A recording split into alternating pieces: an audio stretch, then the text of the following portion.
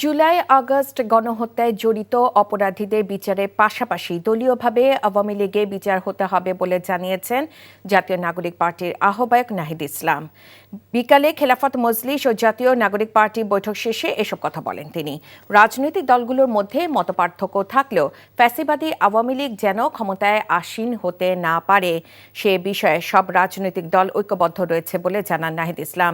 এ সময় খেলাফত মজলিসের মহাসচিব আহমেদ আব্দুল কাদের বলেন, বিচার শেষ না হওয়া পর্যন্ত আওয়ামী লীগের নিবন্ধন স্থগিত করতে হবে।